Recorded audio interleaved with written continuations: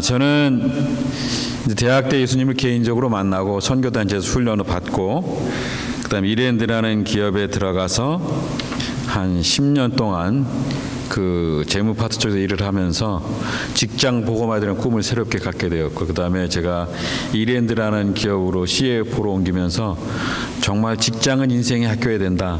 그런 생각하면서 비즈니스 에지 미션이라는 그런 단어를 그 당시 방성기 목사님이랑 같이 생각하면서 지금 한국에서는 이게 일반적인 단어가 된 것 같아요. 크리스찬으로서 크리스찬 라이프가 어떻게 되냐. 물론 요즘은 뭐 비즈니스 에지 미션보단 라이프 에지 미션 그런 단어를 많이 쓰지만 하여튼 그렇게 살았고요. 그러다가 다시 선교단체에서 8년 동안 사무총장으로 대표로 섬기다가 현장을 배우고 싶어서 제가 도미니카 하이티에 왔는데 그때 도미니카 하이티 국경사역하다가 헤이티 사람들을 만나서 2년 동안 잠깐 나왔다가 현장을 배우고 들어가서 한국에서 다시 섬기겠다 그런 생각이었는데 제 개인적인 생각은 그런 하나님께서 지금 하이티에서 올해로 18년 차 사역을 하게 하십니다. 그래서 정말 여러분 뭐 인터넷 보셔 아시겠지만 하이티는 힘들고 어려운 나라지만 아무것도 없던 나라지만 그래서 힘들고 어렵지만 그러나 주님이 함께 하시면 가능한 나라라고 생각하고 아직도 그 사역하고 있고 앞으로도 사역할 것 같습니다. 하여튼 뭐 그러나 저는 아직도 유엔이 정한 나이 기준으로는 청년입니다. 그래서 앞으로 더 열심히 사역하려고 그러고요.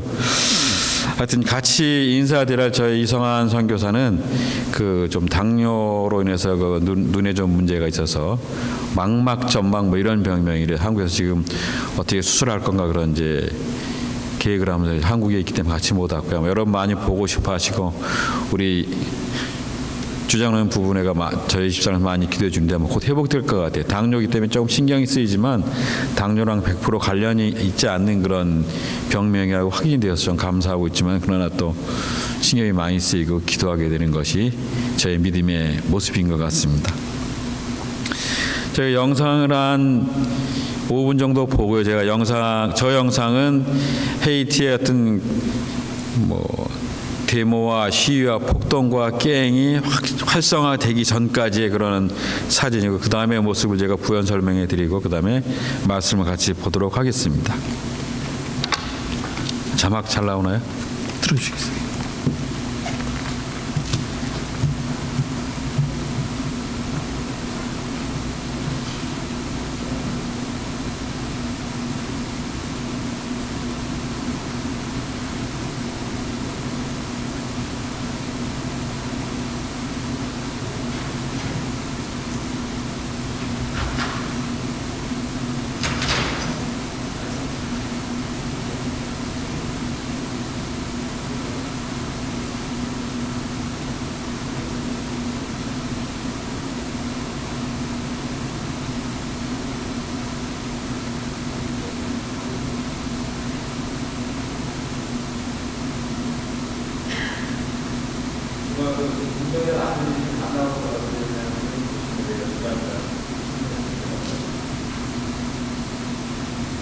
저에게 제일 중요한 것은 킴포 사이드 모습입니다.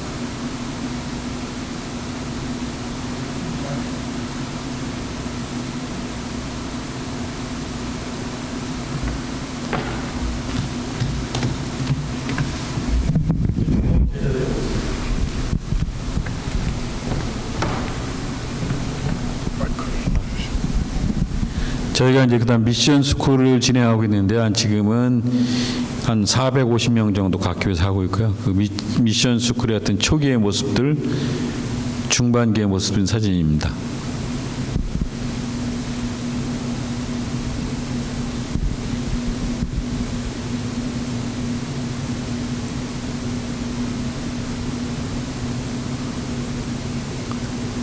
저희 헤이티의 전통적인 그 음식인데 아주 맛있습니다.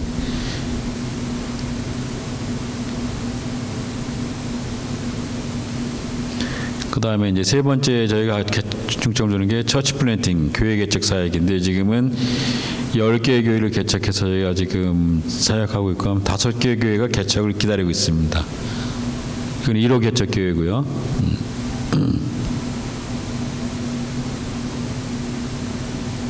저 제자들의 모습이고요. 지금 한 달에 한 번씩 저희는 이제 성찬식을 하는데 그때 사진인가. 이제 네 번째 사역은 저희가 위성신학교를 하고 있습니다. 그래서 목회자 중심의 어떤 그런 공부를 충분히 못했던 목사님들을 다시 모시고 교육하는 그런 시간들입니다. 그래서 2년을 마치면 국립대학에 편입할 수 있는 그런 라이센스를 줍니다. 저기서는. 그다음 이제 다섯 번째는 고아원 및 구제 사역. 워낙 힘든 나라니까 그 구제와 고아 쪽이 많이 활성화되어 있지만 그러나 저런 액티비티를 통해서 정말 그리스의 복음이 잘 전해질 수 있도록 많이 기도하고 노력하고 있습니다.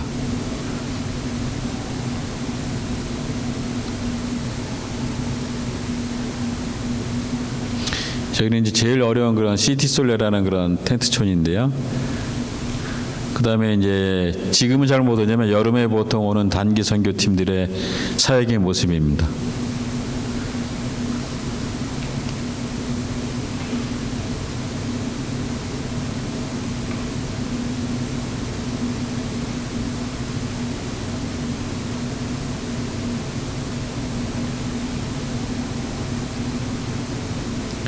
광장에서 전도하는 거고 이번은 소나피라는 공단에서 사역하는 것 같고요.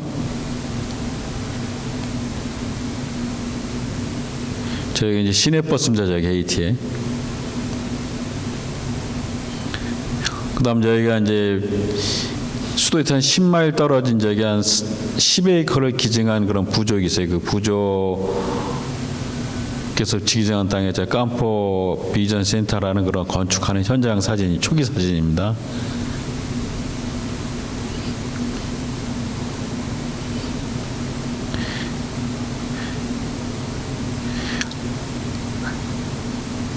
그 다음에 이제 그 깜포 프로젝트 사진을 조금 세부적으로 한번 보겠습니다.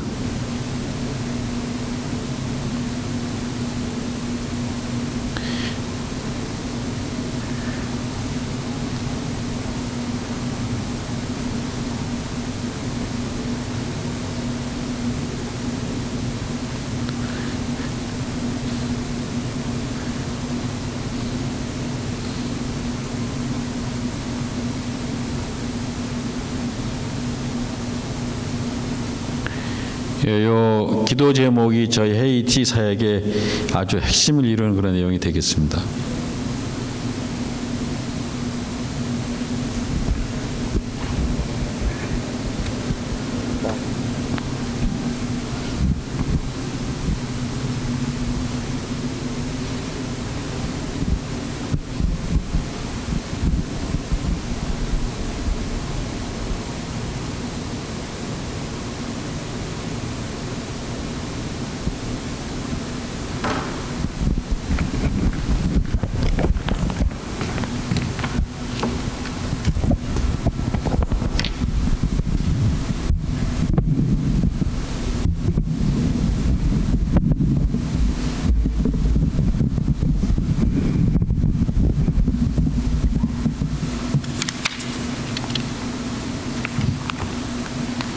네, 그러시.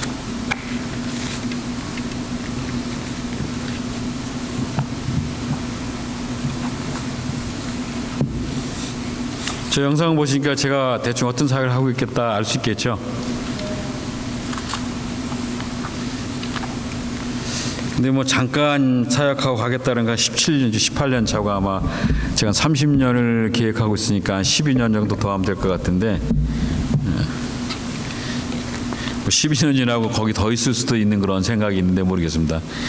이번에 한국에 전번에 나가서 친구들한테 내가 거기서 계속 70, 80대 때까지 계속 사역하겠다 그랬더니 당신 그럼 민폐 끼친다고 건강할 때 사역 열심히 하고 빨리 나가라고 그러더라고요. 그래서 그 농담이지만 또 가만히 들어보니까 그 말이 맞는 것 같기도 하고 저희가 열심히 사역할 수 있는 나이 그 어떤 뭐 육체적인 나이보다는 그런 건강한 나이 때 열심히 사역하는 거 정말 중요할 것 같아요. 저 이제 이 영상은 아주 폭동이 심하게 일어나기 전, 그 다음에 갱들이 막 여러분이 아시겠지만 지금은 헤이티가 정말 야전입니다. 그냥 매일 총소리 들리고 갱들이 그러니까 걔는 그 현지인들은 뭐 흑인이 아닙니다. 백인이니까 백인들 납치해서 그 납치한 금액 요구하고 그래서 저희 모든 차량도 다 오픈돼 있고 저희가 이제 센터도 그래서 갑자기 이제 우리 권사님 오셨던 그런 센터에서 저희가 이제 다른 지역으로 옮겼는데 그 지역도 더 위험하고 또 그러나 위험하지만 사역들이 많은 그런 현장들인데 그런 상황이고 그래서 그 이후의 내용들을 제가 조금 더 말씀을 드리고 이렇게 좀 같이 말씀을 보겠습니다. 그래서 이제 우리 헤이티를 보면 지난 수년간 그 갱들이 막 지배하면서 수도를 포위하고 있어요. 그래서 지금도 수도에 밖으로 나가려면은 외국인들은 못 나가고 현지인들도 얼마 통행료 내고 차량 통행료 내고 개인 통행료 내고 옛날에 소위 우리 조선시대 뭐 인두세 내는 개념처럼 다 돈을 내야만 옮겨가고 그것을 받는 기관이 개인이 아니라 갱들이 다 하고 있어요, 사실. 그러니까 말이 안 되고 뭐 이런 나라가 있나 그럴 정도지만 실제 그런 나라가 있고 저도 그런 나라에 살고 있더라고요, 보니까요, 지금. 그래서 대통령이 암살된 이후에 공권력이 상실돼서 많이 힘들고 갱들이 다 거의 활보하니까 모든 것을 주관한다고 봐도 돼요. 4개 갱이 핵심이고 8개 갱이 주류가 돼서 그 지역의 그 나라의 모든 것을 컨트롤하기 때문에 국민들이 많이 힘드는 것이 지금 현재 이런 상황인 것 같고요. 그러나 어서 나중에 저희는 이제 아까 보신 그 깜포 비전 센터가 되게 크잖아요, 바운드. 그러니까 그 갱들이 저 선교사는 저 건물을 지으려면 돈이 많을 거다. 그래서 저희가 요주의미이 됐어요, 사실은. 저 선교사를 잡으면 납치해서 그 인질을 잡으면 돈을 받을 수 있을까. 그래서 저희가 이제 급하게 센터를 옮기라 해서 그 센터를 이제 대학가 근처로 옮겼는데 그 지역도 여전히 그 반은 갱들이 많은 지역이고 반은 이제 대학가이기 때문에 상당히 이제 그 저희 집사람이 트라우마성으로 힘들어했지만 그러나 지금은 이제 오히려 그 지역이 그렇지만 사역이 더 많다는 것에 감사하면서 하고 있고요. 하여튼 그렇게 옮기면서 제자들이 같이 해주면서 제자들이 같이 꿈을 공유하고 같이 믿음을 쉐어하고 비전을 나누면서 하나 되는 그런 귀한 시간들이었고 그 지역이 힘들지만 우리가 사역할 것이 많고 필요가 넘친다는 것에 감사하면서 이제 전에는 델마라는 지역인데 중간 정도가 돼요. 헤이티는 이렇게 산부터 쭉 돼 있잖아요. 그래서 제일 꼭대기에 상류층이 살고 중간에 한 중간층이 살고 이제 아래층은 하류층이 살거든요. 저희가 중간 정도에 이제 센터를 하다가 많은 사람이 중간 정도에 선교사님보다 이제 여러 가지 이유로 하류층으로 내려왔는데 그곳이 더 이렇게 오히려 위험하고 일은 많고 아마 하나님께서 보냈다는 생각으로 좀 힘들지만 잘 감당하고 있습니다. 저희가 이사 갔는데 그 다음날 가는데 이렇게 대문에 총자국이 2개가 났더라고요. 그래서 집사람이 막 기절을 했어요. 근데 이제 저희를 타겟으로 이제 그 총을 쏜 게 아니라 이제 거기는 그 갱들이 어떤 그런 잘 사는 사람들의 집을 봐주고 막 이러거든요. 근데 물건을 훔쳐가다가 걸리면 총으로 총살을 당해도 일을 제기를 못하는 그런 구조에 보면요. 그래서 근데 그 비가 오는데 바로 옆 동네에서 어떤 사람이 물을 훔쳐가지고 오다가 저희 대문 앞에 좀 이렇게 공간이 넓으니까 이쪽으로 피하다가 총을 쏘고 다시 저기서 총을 피우니까 이쪽에 한 30m 전에 보니까 그 사람이 이렇게 그 다음날 이렇게 나가는데 보니까 죽어 있더라고요. 나무로 덮어 있고. 그게 이제 요즘에 전에는 참 좋았었는데 오셨을 때는 지금 제가 악화된 현재의 모습이 그런 상황들에서 기도해 주시면 감사하겠고요. 제가 아까 말한 깜포 비전 센터도 그 아주 이렇게 저희는 그 깜포 비전 센터가 저는 이제 뭐 선교단체 출신이기 때문에 건물을 많이 짓고 교회를 짓고 병원을 짓고 이런 것들을 그렇게 제가 원하는 것이 아니었어요. 그러나 이제 어떤 그 미국에 있는 권사님이 자기는 꼭 이 지역에 어려운 지역에 병원이 없는 지역에 학교도 못 가는 이 지역에 그다음에 부득의 영향을 받아서 참 피폐된 이 지역을 꼭 세워서 학교도 좀 제대로 세우고 교회도 그다음 교회는 이제 어떤 그런 여기 몽고메리에 계신 어떤 그런 그 교수님이면서 뭐 그러신 목사님의 패밀리가 또 정말 어머님의 이름을 따서 그런 교회를 지어달라 해서 그 교회는 헤이티의 어떤 목회자를 수백 명 동시에 모아서 교육시키는 그런 공간들, 그다음 병원도 정말 그런 전혀 혜택을 뭐 그런 사람들에게 도움을 주기 위해서 이제 3년 저는 이제 그 계속 그 부족에서 땅을 줬을 때 그다음에 그 권사님이 요청했을 때 거의 제가 이제 기도하면서 자꾸 응답이 안 오는 거예요. 힘들고 이것이 아니다. 그런 제가 3년 동안 기도하는 가운데 하나님께서 그것에 마음을 주셔서 공사를 하다가 이제 그런 막 공사하니까 이제 자꾸 이 자재를 많이 가져가는 그 동네 사람들이. 그래서 이제 담을 쫙 쳤죠. 한 10에이커. 그러니까 담을 쫙 치고 그러니까 정말 웅장하게 올라가거든요. 그러니까 저기가 이제 타겟이 된 거죠, 그 사람. 그래서 이제 제자들이 깽들이 없으면 제가 가고 깽이 있으면 저를 이제 이렇게 막고 이렇게 하면서 하여튼 뭐 군사 작전 하듯이 이렇게 하다가 이제 2년 전부터 깽이 막 그전에는 깽이 이렇게 우리를 만나서 돈을 뺏었지만 2년 전부터 깽이 만나면 무조건 잡아서 인질로 가져가서 뭐 거기에 인질 금액이 엄청나거든요. 뭐. 이제 이런 것들 뭐 금액이 큰 것보다 그 상황들이 상당히 이제 영적으로 혼란스러운 상황인데 이제 그런 상황에서 그것이 공사가 중단됐어요. 저는 그 센터를 이제 기도하면서 어떤 공간이 되기를 기도했냐면은 많은 공간을 짓지 않지만 제가 이 한 공간을 지면서 이 공간이 정말 헤이티의 많은 하나님의 사람을 키워내는 못자리판이 됐으면 좋겠습니다. 그 다음에 거기서 키워진 못자리판과 같은 묘목과 같은 그런 사람들이 헤이티 전체로 퍼져서 그들이 그 민족을 변화시키는 리더가 됐으면 좋겠습니다. 저는 헤이티 대학생 10만 명만 변화시키면 고질적으로 변화되는 헤이티가 변화될 거라는 기대감을 가지고 사실 2007년에 헤이티로 들어갔거든요. 그래서 이게 몇 년만 되면 10년만 되면 그런 변화의 조짐이 보일 거다 막 근데 들어가 보니까 생각보다 그 성이 엄청 힘든 거예요. 그래서 막 좌절도 하고 힘들어하기도 하고 그러나 기도하면서 이제 하면서 그 센터를 지면서 그런 기대감들이 이것만 지면 충분히 할 수가 있다. 병원도 이제 또 그 하면서 저 한국에 이렇게 은퇴하신 그런 의사 선생님 불러다가 한 1년에 2달 정도 사역해 주시면 전체를 돌릴 수 있고 막 이런 꿈을 가지고 그런 못자리판과 같은 공간이 됐으면 좋겠습니다. 정말 나룻배처럼 쓰여지는 공간이 됐으면 좋겠습니다. 그 다음에 그 민족을 변화시키는 큰 사랑방. 여러분 여기 연세 많은 분들이 많긴 시골에 사랑방 알잖아요, 그죠? 시골에 뭐 그 사랑방이 여름 가을에 열심히 일하고 겨울 되면 동네 분들 모여서 같이 얘기도 하고 놀기도 하고 대화도 하고 그러나 그 사랑방이 규율이 있는 것도 아니고 형식이 있는 것도 아니지만 그러나 거기서 같이 얘기를 나누면 그 마을의 모든 대소사가 해결되고 어려움이 풀어지고 나눠지는 건 교제의 공간처럼 어떻게 우리 초대교회 사도행전 2장에 나오는 초대교회의 모습처럼 그런 사랑방.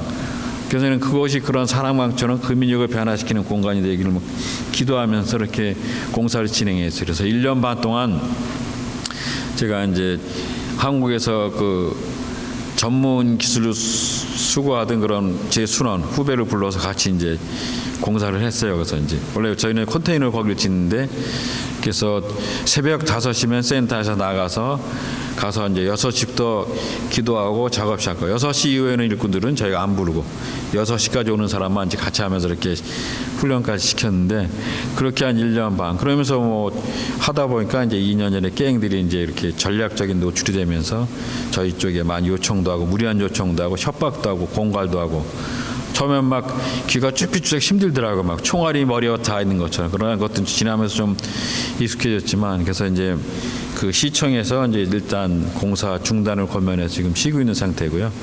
그러나 공사가 곧 재개될 수도 여러분이 기도해 주시면 감사하겠습니다. 그래서 그것이 정말 그 공간의 모습대로 들여졌으면 좋겠어요.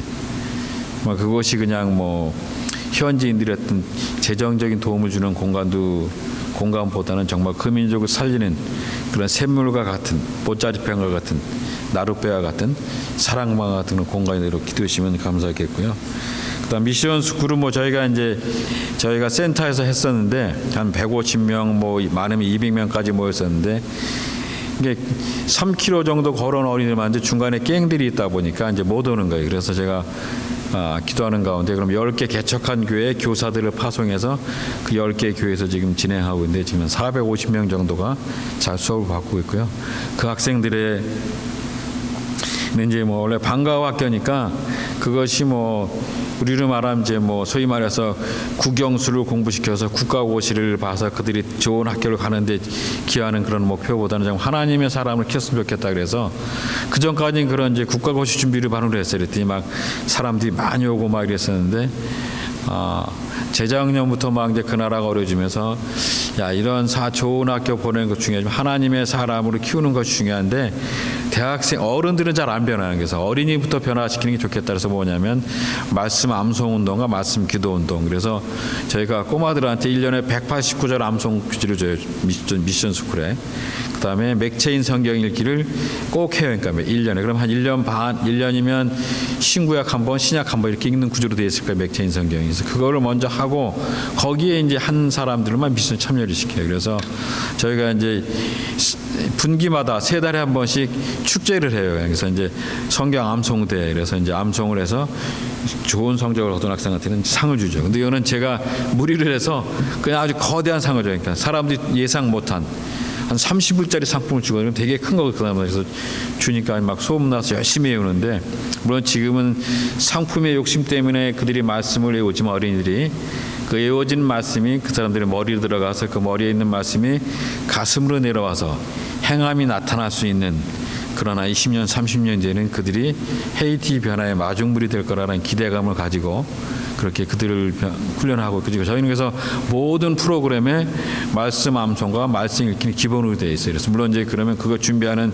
부자재들은 많이 들어가지만 그러나 재정적인 그런 부담들보다 정말 애들이 변화되는 게 보여요. 한번 어떤 에피소드가 있었냐면은 막 암송을 치는 걸 제가 교사가 보니까 자기는 못해요. 그렇게 자기는 성경책을 보고 체크를 하더라고요. 그래서 불러서 한번 교사를 다 맞서요. 그래서 10개 개척교회에 있는 교사들 30명을 모아가지고 제가 이제 갑자기 암송을 시켰더니 거의 못하는 거예요. 교사들이. 그래서 제가 지금까지 하여튼 화를 냈던 기준으로 제일 심하게 화를 냈어요. 교사들이 자기도 못 외우면서 자기도 모르면서 학생들한테 암송을 지키고 못하면 때리고 그게 말이 안 되잖아요. 그래서 그 다음부터는 이제 교사들도 저희 센터 제 눈치 한 번 불러서 암송 체크하고 암송 못하면 다 암송 시키고.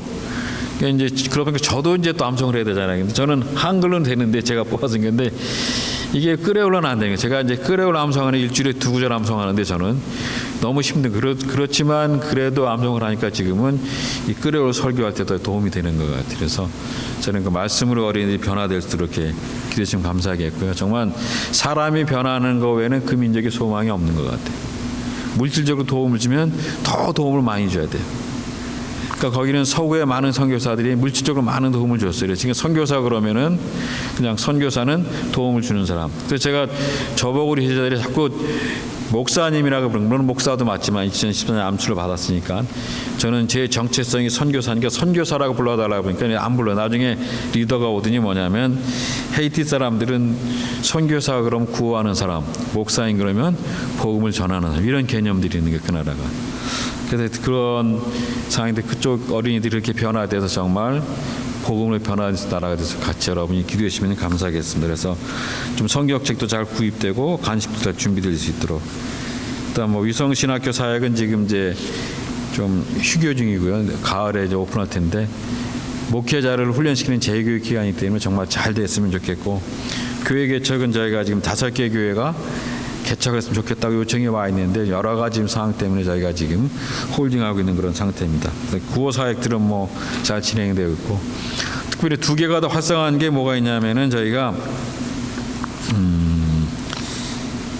그 전까지는 잘 안 했지만 좀 미흡된 부분인데 활성화되는 2개가 뭐냐면 매주 화요일 날들은 겟세마네 기도회에서 저희 공동체 리더들과 핵심 멤버가 다 모여서 지금까지 3년 진행했는데 한 번도 끊이지 제가 있거나 없거나 정말 무릎 선교회처럼 무릎 기도회처럼 헤이티의 정치, 경제, 사회, 문화의 총체적인 문제를 놓고 같이 기도하며 주님께 나가는 그런 것. 그래서 그 기도회 모임이 잘 진행되고 있는데 이것들이 한 오전 내내 진행돼요. 서너 시간씩. 그리고 같이 식사하고 또 교제하는 그런 모임인데 거기 교제에 그 모임에 안 나오는 리더는 저는 앞으로 동역자 멤버를 안 쓰니까 그 모임엔 기본적으로 와야 돼요. 암송을 해야 되고 그러니까 힘들죠 리더들이.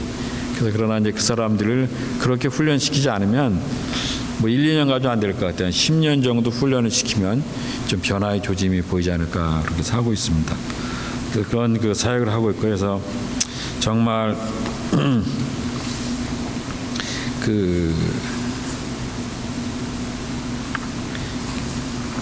모임들이 살아서 좀 성장했으니까, 또 하나는 뭐냐면 음악학교 하려는 애들이 그 음악 악기를 되게 잘 다뤄 와보셔야겠지만 정말 잘 다뤄요. 그냥 음악만 하면 뭐 흔들고 막 이러는데, 그래서 어떤 그런 미국에 있던 그런 제 친구가 와서 악기 몇 개 들고 가서 가르치니까 너무 잘 모이는 거예요. 막 그래서 저희 이제 그 이사간 그런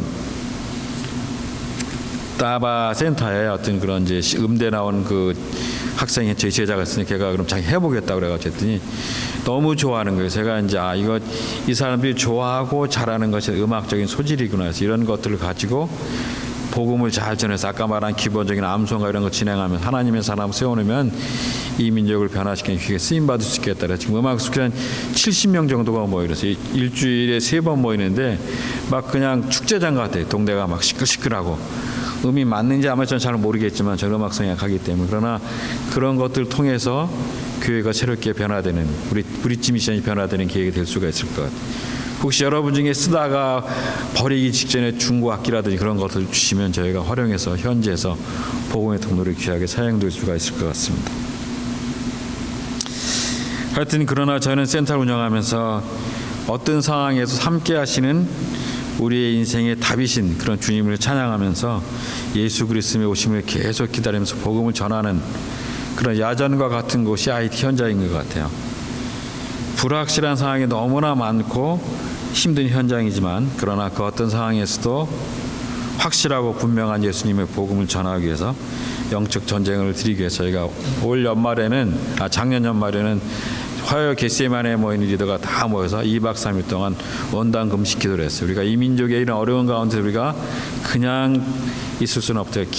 원단 금식 기도하면서 개인을 점검하고 가족을 점검하고 교회를 점검하고 이 민족에서 기도하자, 그런 모임하면서 원단 금식 기도를 하면서 많은 그런 제자들이 같이 좋은 시간들을 가졌었습니다. 그래서 우리가 정말 선교 현장이, IT 현장이 아무리 힘들더라도 우리 사역이 정말 사랑의 고백이 됐으면 좋겠다. 그리고 우리가 부르는 모든 것들이 꿈의 노래가 됐으면 좋겠다. 그리고 우리가 하는 모든 사역들이 희망의 합창이 돼서 이들을 변화시키는 마중물처럼 저와 여러분이 쓰였으면 좋겠습니다 하는 간증들을 같이 나누면서 금식 기도를 마쳤는데요. 정말 그렇게 기도했던 제자들이 올 1년을 그렇게 잘 살아갈 수 있도록 여러분이 기도해 주시면 감사하겠습니다. 예, 말씀을 같이 보겠습니다. 시간이 많이 언제까지 마치면 돼요, 목사님? 1시에 끝나나요? 그냥 조금 그냥 제가 시간 되는 대로 해도 되죠? 예, 죄송합니다. 오늘 너무 길게 해서 다음에 안 불러줄 것 같지만 그래도 하나님의 말씀이니까 전하겠습니다. 여러분, 제가 좀 여담을 할까요? 우리 서 목사님이 그 리버티에 가면 되게 찬양을 잘했던 그런 목사님이 기억되는 거 아세요? 저도 몰랐는데 우리 아들이랑 얘기하다 보니까 그 얘기를 하더라고요. 유명한 그런 그 찬양인도 목사님이었어요, 서 목사님. 아까 찬양인다는 거 보시니까 제가 그 생각이 났었습니다. 우리 제가 꿈의 언덕을 향하여라는 제목으로 말씀을 나눠보고 싶은데요. 저희가 이제 그 2, 3년 동안 게임이 많았어요. 이제 설교 제목들을 보니까 고난, 고통 이런 제목들이 많더라고요. 너무 힘드니까 우리가 어려움 가운데 이렇게 지키자, 고난 가운데 이렇게 하자, 고통 가운데 은혜를 나누자, 그런 제목들의 설교 제목들이 많더라고요. 지금 오늘도 보면 꿈의 언덕을 향하여서 배에서 막 그래 요동치는 상황이 힘들거렸고 막 그렇지만, 그러나 그 언덕 뒤에 있는, 언덕 너머에 있는 주님, 우리를 향한 주님을 바라보자, 이제 그런 의미를 좀 담아서 제목으로 꿈의 언덕을 향하여, 그렇게 해서 원래 바다 저편으로 건너가자 이렇게 제목할까 그러다가 꿈의 언덕을 향하는 제목으로 같이 제목을 정해봤는데요. 여러분, 그 미국의 경제 공황 때 아마 연세 많은 분들은 1939년을 기억하실 것 같은데, 유명한 그 루즈벨트 대통령은 국민들에게 이런 연설을 했습니다. 미국 국민 여러분, 우리가 이 시점에서 정말 두려워할 것은 바로 우리가 두려워한다는 사실 하나뿐입니다. 루즈벨트 대통령은 그 당시에 많은 위기가 있었지만, 그러나 경제 위기나 정치 위기보다는 심리적인 공황을 경계해야 된다고 그렇게 말한 것입니다. 맞는 말인 것 같아요. 우리가 두려워하게 되면 판단이 흐려지고 행동에만 마비되고 뭘 해야 될지 알지 못하는 상황이 됩니다. 저희가 막 센터에 있는데 막 총소리가 들려요, 밖에. 깽들의 그런 소리가. 그럼 막 어떤 애들은 막 집에 가겠다고 막 그러고 막 부모들 뭐 그러면 저도 막 혼란스러울 때 있어요. 막. 그러나 그런 상황에서 두려워하지 않고 중심을 지키는 상황이 중요한 것 같아요. 우리가 본문을 보면 예수님이 제자들과 함께 바다를 건너가지 않습니까? 갈릴리 동편에 갇혀서 안식을 취하시고 새로운 일도 시작하기 위해서 제자들과 배를 타고 건너는 모습이 오늘 마가복음 4장에 나왔습니다. 다른 복음서에서 나와 있죠. 예수님께서 주무시고 계셨는데 본문에 보면 풍랑이 막 일어나잖아요. 그다음 물결이 배에 막 부딪히고 배에 물이 들어오기 시작하고 물이 배를 막 이렇게 채우기 시작하는 상황이에요. 그러자 겁에 질린 제자들은 막 당황하지 않습니까? 예수님 막 깨우죠, 그 상황에서. 근데 예수님께서 일어나시면서 태연하게 일어나시면서 너희가 어찌하여 이렇게 무서워하느냐, 너희가 어찌 믿음이 없이 두려워하느냐라고 40절에 말씀하고 계십니다. 두려움을 경계하라고 말씀하신 것입니다. 두려움에 사로잡히게 되면 모든 것이 두려워지게 되죠. 저희가 한 몇 년 동안 IT에서 많이 느끼는 그런 상황들이에요. 정말 두려울 수도 있고 힘들 수도 있고, 차를 타고 가다 보면 오토바이가 쫓아오면 쟤네가 깽이 아닌가, 내 머리에 총을 쏘는 이런 그 두려움도 많이 있어요.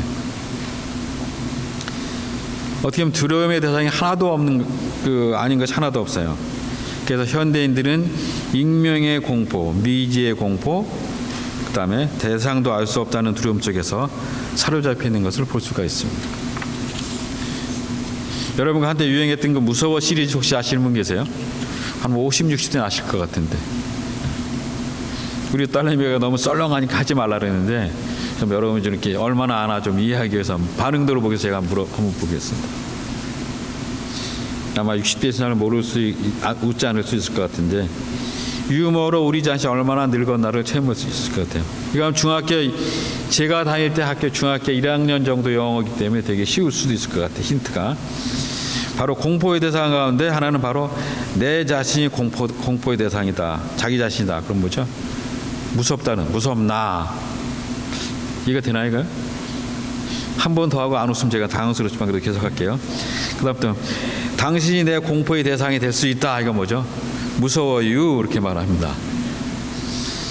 요건 알 것 같아요.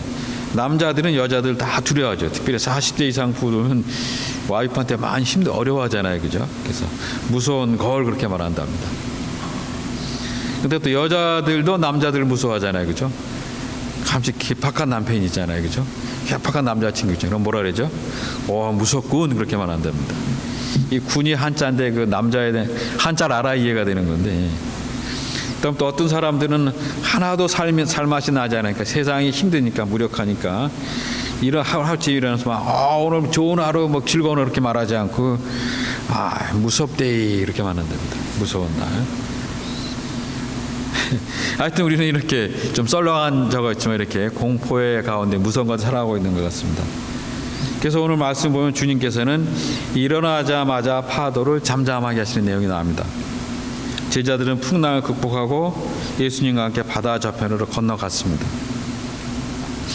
어떻게 보면 이 시대에 우리가 가정의 풍랑, 사회의 풍랑, 또 직장의 풍랑, 민족의 풍랑을 극복하고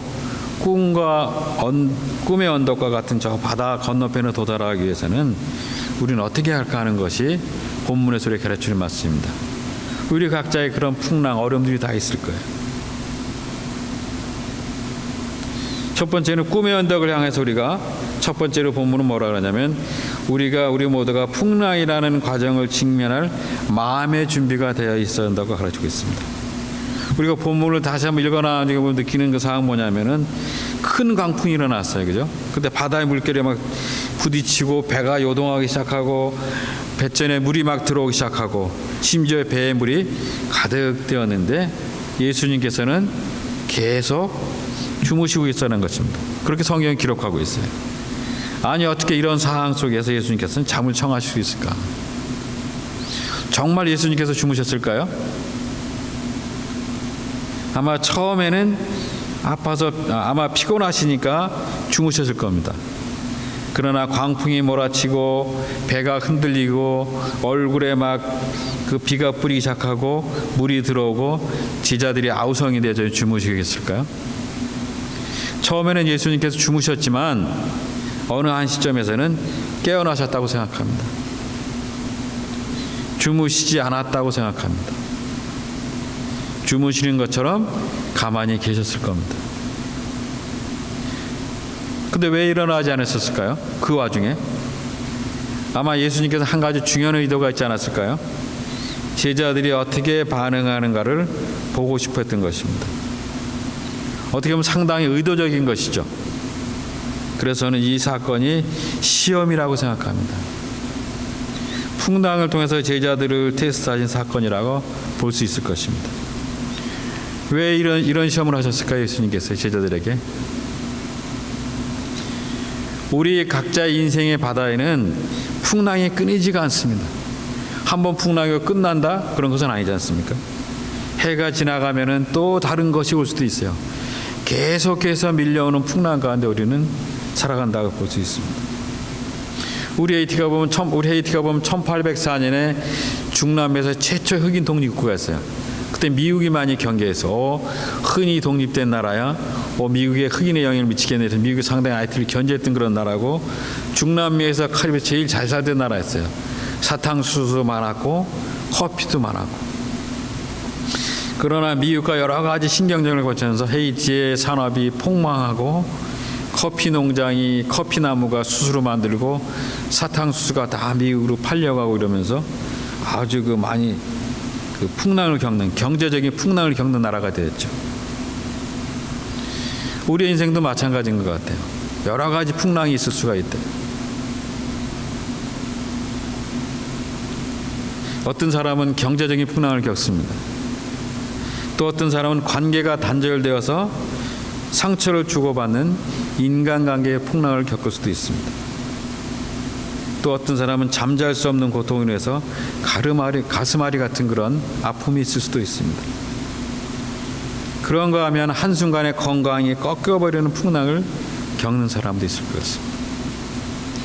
제가 거의 한국에 선교지 한 4, 5년에 한 번씩 가다가 작년, 올해 계속 1년마다 가는데, 아버님이 작년에는 폐암 수술로, 근데 잘 원래 폐암 수술하면 1년 안에 이렇게 돌아가신 경우가 많잖아요. 근데 저희 아버님 90 다 되셨는데, 그래서 제가 작년에 그동안 선교지 있다고 18년 동안 거의 부모님 못 뵈고 그래서 가서 2달 동안 같이 그냥 병원에서 병간호하면서, 병간호보는 그때 이제 아버님이 제가 대학 때 복음을 전했고 영접했다고 그러지만 이게 생활이 시골 생활만큼 그렇지 못해서 저는 폐암수술하다가 돌아가실지도 모르는 생각에 가서 복음에 확신을 시켜드리기 위해서 2달 동안 전 다시 확신시켜드리고 사형에 가지 읽어드리고 확인시켜드리고 그렇게 했습니다. 그래서 올해는 또 이제 아버님 폐암수술 잘 회복돼서 이제 그러면 이제 축하한다고 갔는데, 아버님이 그 폐암이 잘 회복돼서 일하시다가 이 대추나무 자르다가 쓰러진 거예요. 뇌출혈이 일어나신 거예요. 근데 본인은 나무에 이렇게 옆으로 쓰러져서 정신 잃었다 깨어난 거를 전혀 기억 못하니까 자기는 나무에 쓰러진 적이 없다고. 그러니까 의사가 분명히 어디 쓰러져서 머리를 부딪혀서 피가 고였는데 자꾸 본인이 전혀 모르는, 그래서 고민하다가 나중에 아버님이 대추나무 올라가다 잠깐 떨어진 것 같기도 한데, 이러니까 이제 거기에 피가 고였던 뇌출혈인데 또 그것도 수술이 잘 됐어요. 그래서 90 다 되셨는데 하여튼 그런 상황들 보면서 제가 참 많이 생각을 하는 그런 시간들이었어요. 물론 저보다 더 어려운 경우도 많았지만 2년 동안 그런 폐암과 뇌출혈과 90 다 된 노인이 고생하는 것들 옆에서 보면서 참 많은 생각들을 가졌던, 하여튼 우리 인생들은 여러 가지 건강도 꺾이고 경제적인 풍랑, 인간관계 여러 가지가 있을 수가 있는 그런 삶인 것 같습니다. 근데 제가 이제 폐암 수술하시거나 뇌출혈에 좀 여유가 마음의 여유가 있어지더라고요. 그런 것처럼 우리도 한번 거대한 풍랑을 겪고 나면 웬만한 다른 풍랑에는 좀 상당한 자신감을 갖게 되는 경우도 있을 것 같아요. 풍랑을 겪을 줄 아는 마음의 준비를 하는 것이 반드시 필요한 것입니다. 그래서 아마 예수님이 이 풍랑을 허락하지 않으셨을까, 허용하지 않았을까 생각을 합니다. 그런데 문제는 풍랑이 전혀 예고 없이 다가온다는 것입니다. 미리 예고가 되고 언제 온다 그러면 준비할 수가 있잖아요. 그러나 우리 인생의 풍랑은 하나님께서 만들어준 우리 인생의 풍랑들은 전혀 예고 없이 주님만이 아시는 그 상황에서 오시는 거 아니겠습니까? 인생의 많은 풍랑들은 기대하지 않았던 때 갑자기 들이닥쳐서 훨씬 상처를 내고 호련히 떠나갑니다. 여러분, 갈릴리 풍랑이 바로 이러했습니다. 갈릴리 바다는 사방으로 산이 둘러싸여 있지 않습니까? 호수죠, 정확히 말하면, 지정학적으로 보면. 그리고 앞에 헬몬산이 보이고, 헬몬산의 높이가 무려 2760m라지 않습니까? 우리나라 백두산 2740m니까 거의 백두산 높이랑 비슷한 것 같아요. 그리고 항상 눈이 덮여 있었어요.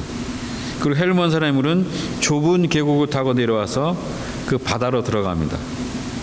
그래서 갈릴리 바다는 아열대 영향을 받아 상당히 덥습니다. 그래서 찬바람과 이 더운 바람이니까 막 이게 회 일어나고 그래서 막 되게 풍랑이 많이 일어나는, 저희 IT도 아열대 기후이기 때문에 그런 현상들이 많은데, 하여튼 이 찬물이 헬몬산에 내려오면서부터 아열대성의 더운 갈릴리 바다 이런 표면들이 막 물과 부딪히면서 예고하지 않았던 그런 갑작스러운 풍랑을 일으키게 되는 것입니다.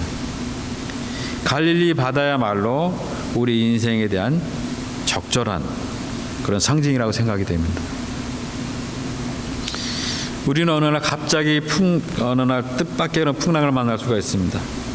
그래서 더 당황하고 더 불안해할 수가 있습니다. 그러나 이러한 풍랑은 우리 인생에 쉴 새 없이 다가올 수도 있습니다. 엎친 데 덮친 격으로 다가올 수 있습니다. 그래서 주님은 그것을 준비하라고 말씀하시는 것입니다.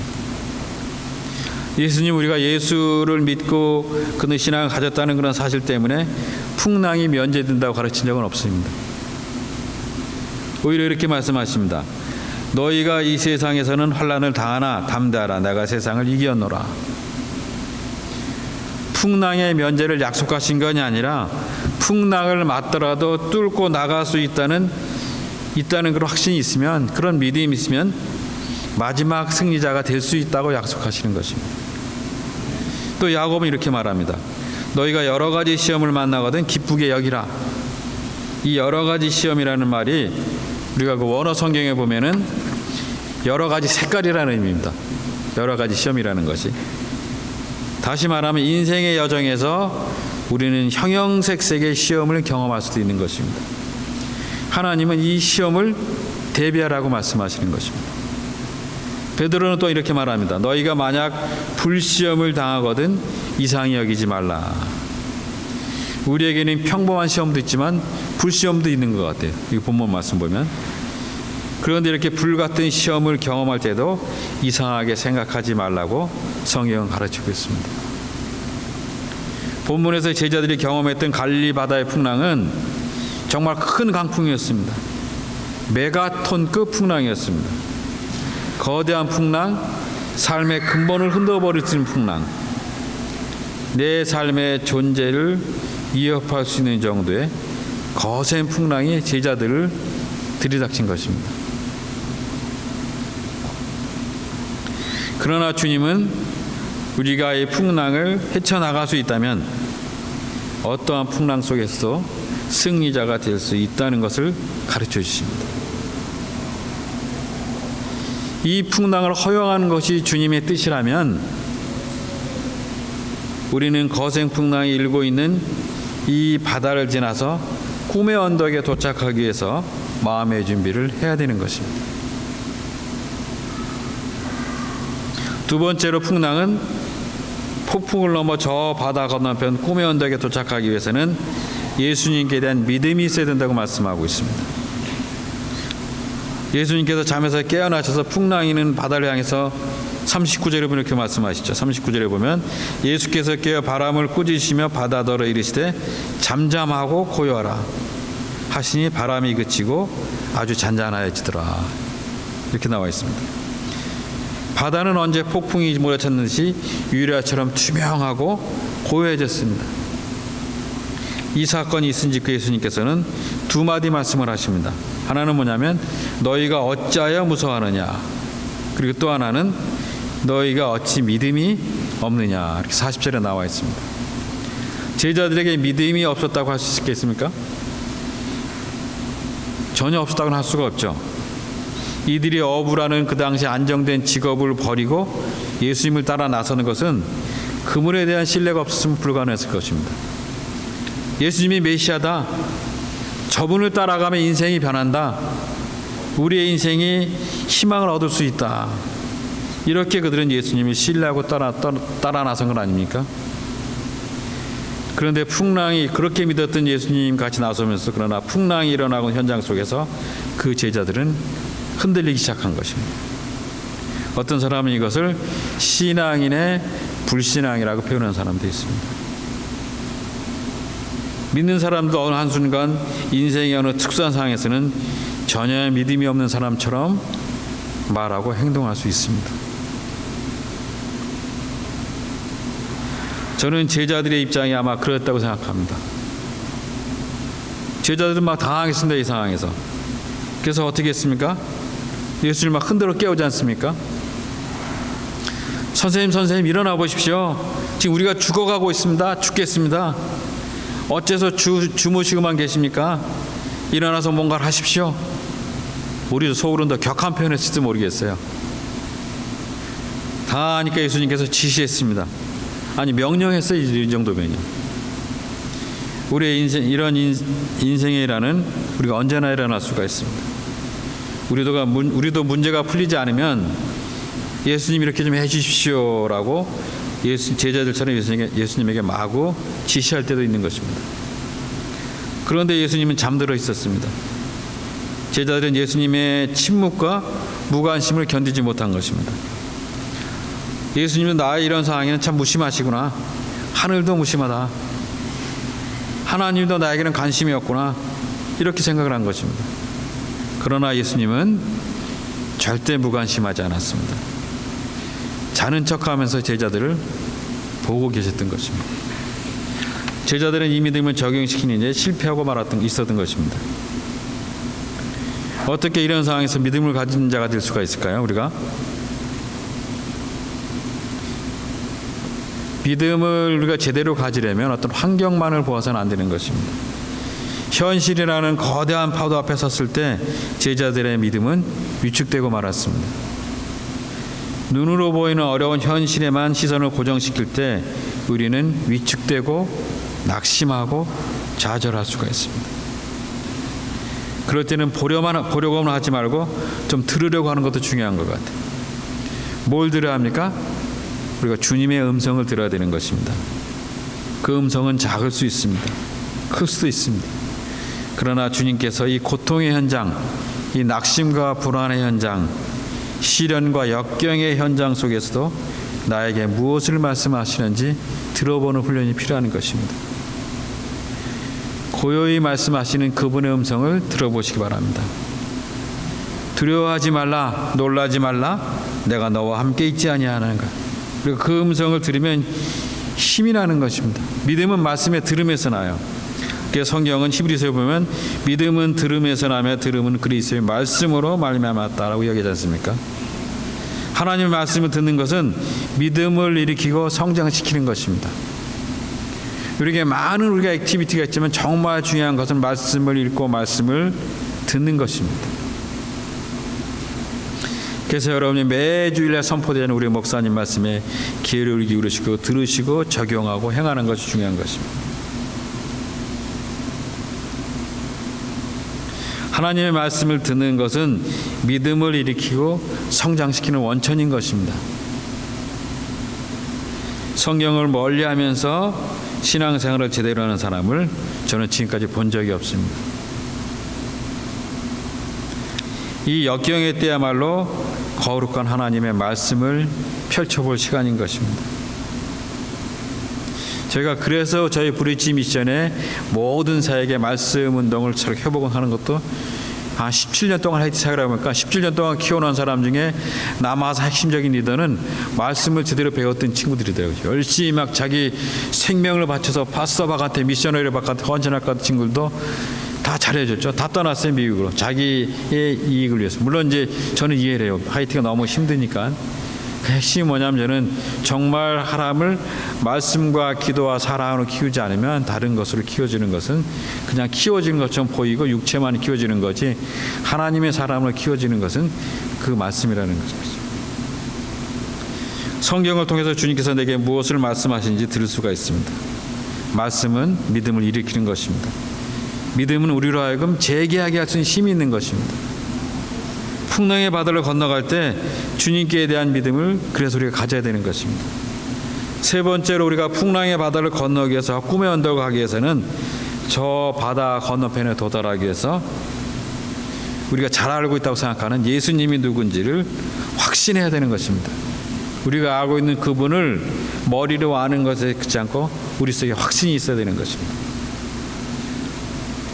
사실 예수님을 믿으려면 예수님이 누구신지를 확신할 수 있어야 되는 거 아닙니까? 본문에서는 예수님께서 풍랑이 있는 바다를 막 꾸짖으셨다고 했습니다. 이것은 매우 특이한 표현입니다. 그렇게 본래 꾸짖는다라는 단어는 복음서에서 보면 그 예수님께서 귀신들을 야단칠 때 사용되는 독특한 표현입니다. 꾸짖는다는 게. 그런데 그 바람을 꾸짖는다 사용됐습니다. 그래서 어떤 성경학자는 이 풍랑의 배후에는 어쩌면 악한 세력, 사탄의 역사가 있었을 것이다 라고 말하는 사람도 있어요. 모든 고통이 악마 때문에 일어나는 것은 아니지만 어떤 고통은 사탄 때문에 일어날 수도 있습니다. 나를 좌절시키고 나를 실망시키고 나를 주저앉게 만드는 일의 배후에는 악한 영들의 역사가 있을 수가 있습니다. 우리가 그럴 때 어떻게 해야 합니까? 일어나서 예수님처럼 예수님의 권세를 의지해서 꾸짖고 깨달아야 합니다. 우리 성경은 파도야 잠잠하라, 고통아 사라져라, 문제야 극복되었지다. 이런 기도가 우리 속에 필요한 것입니다. 예수님의 권세를 가지고 나가면 우리의 고통의 상황은 극복될 수가 있습니다. 파도와 바람이 잠잠해졌습니다. 이 놀라운 광경을 바라보던 사람들은 이렇게 외쳤습니다. 41절에 보면 저희가 심히 두려워야 서로 말하되 저간 위기에 바람과 바다도 순종하는가 하였더라.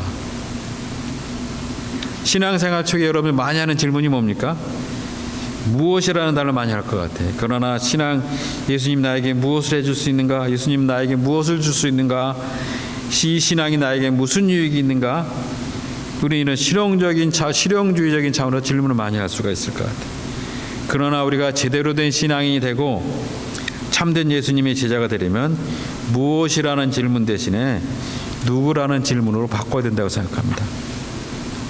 예수님이 누구신지에 대한 진정한 확신과 고백이 없이는 참된 그리스도인이 될 수가 없습니다. 저분은 누굴까? 바람과 파도도 복종하게 하는 저분은 누굴까? 제자들은 어느새 깨닫고 있었던 것입니다. 무엇을 깨달았을까요? 바람을 잠잠케 하신 저분은 바람을 지으신 분이 아닐까? 파도를 잠잠케 하신 저분은 파도를 지으신 분이 아닐까?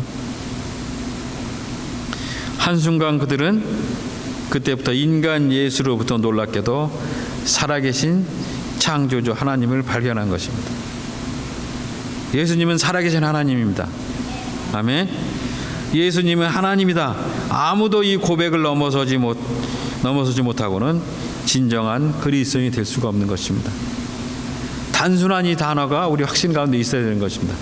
그래야 우리 인생이 성공하고 승리하고 하나님 원하는 삶을 살아갈 수가 있는 것입니다. 예수님은 하나님이시며 창조자일 뿐만 아니라 만물을 다스리시고 통치하시는 그런 섭리자입니다.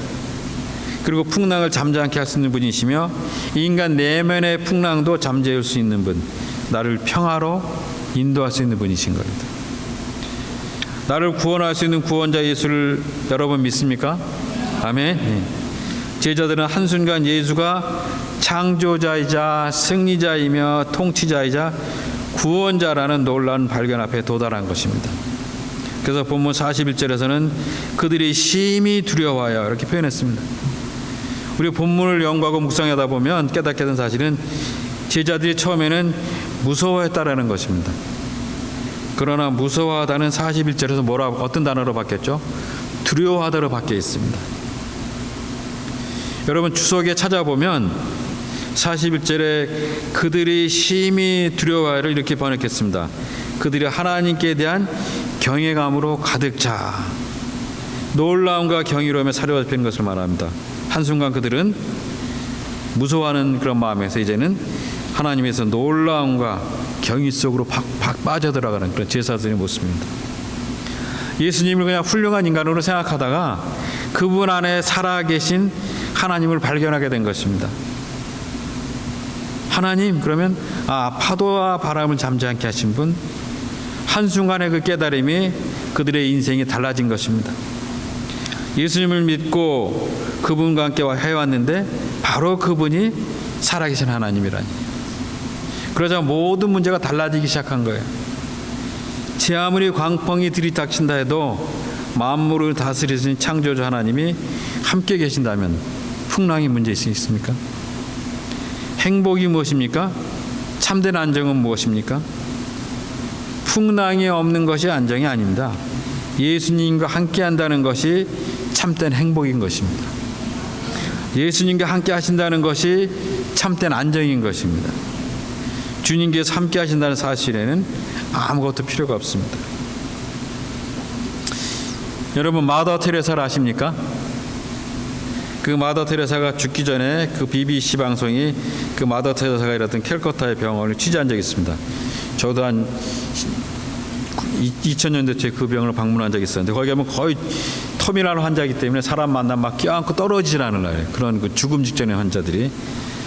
그래서 그 BBC 환자가 거기서 일하는 그 마더 테레사 모습을 보면서 너무나 행복해하는 모습을 보면서 그런 질문을 던집니다. 그 당시만 해도 그 거동이 불편했던 그런 테레사 선교사였는데 선교사님 힘들지 않습니까? 그랬더니 이런 대답을 했답니다. 힘들지요. 그러나 즐겁습니다. 주님이 함께 하셨기 때문입니다. 엑기스와 같은 답변인 것 같아요. 우리의 신앙생활에 여러 가지 상황이 될 수 있고 육체가 여러 가지 상황이 될 수 있지만 그러나 우리 인생의 질문에 이런 답변이 나와야 되는 것 같아요. 힘드시죠. 그러나 즐겁습니다. 주님이 함께 하시기 때문입니다. 그렇게 마더 테레사는 고백을 합니다. 이것은 정말 중요하다고 생각합니다. 저는 이 간단한 세 마디가 우리 신앙생활의 요체를 잘 요약했다고 볼 수가 있습니다. 헤이티가 막 깽으로 가지고 막 총소리 들리고 야전 같으니까 미국이나 한국 나가니까 많은 사람이 걱정해주고 많이 막 맛있는 거 많이 사주고 막 이러는데 그러나 저도 힘들지만 그러나 의미가 있고 더 즐거울 수 있습니다. 주님이 함께 하시기 때문에 좀 약해질 때는 그런 기도를 드리게 돼요. 그런 고백의 기도 드리고 싶습니다. 신앙을 가지고 산다는 것은 즐거운 일일 수 있지만은 힘든 일인 것입니다. 그러나 즐겁습니다. 왜냐하면 주님이 함께 하시기 때문입니다. 여러분 올 한 해는 어떤 어려움이 있더라도 그런 고백을 같이 드리면서 주님께 드리는 삶이 됐으면 좋겠습니다. 우리가 고통의 시기를 지난 것은 힘이 듭니다. 그러나 우리는 여전히 즐거울 수가 있습니다. 주님이 함께 한다는 확신만 가질 수 있다면 우리는 즐거울 수가 있습니다. 왜냐하면 우리가 타고 있는 우리 인생의 배의 주인은 주님이 함께 하시기 때문입니다. 본문이 시작되기 전에 맨 처음에 예수님이 이렇게 말씀하십니다. 그날 저물 때 제자들에게 이르시되 우리가 저편으로 건너가자 하시니 이렇게 35절에 나와 있습니다. 그 항해를 제안하신 분이 누구십니까? 예수님이었습니다. 그렇다면 그분에게 그 항해에 대한 계획이 있지 않았겠습니까? 이 바다를 건너가자고 제안하신 분이 그분이니까 바다를 건널 계획도 그분은 가지고 있을 것 같아요. 그렇다면 풍랑도 하나님의 계획에서 제외될 수 없는 것입니다. 그분이 우리에게 항해를 제안하고 이 항해에 직접 동참하셨다면 그 풍랑도 그분의 계획의 일부인 것입니다. 고난에는 뜻이 있습니다. 풍랑에는 하나님의 뜻이 있습니다. 주님만 함께 하신다면 우리는 승리할 수가 있는 것입니다. 풍랑도 우리에게 큰 유익을 가져다 줄 수가 있습니다. 우리에게 믿음만 있다면 우리는 바다 저편 언덕을 향해서 다시 용기 있게 일어나서 꿈의 언덕을 향해서 계속 갈 수가 있습니다. 이것이야말로 파도를 극복하고 인생을 재창조할 수 있는 위대한 신앙 고백입니다. 우리 열림교회 가족 한 명 한 명이 이러한 고백을 드리면서 올 한 해도 주 안에서 온전히 승리하는 그런 한 해가 되기를 축원합니다.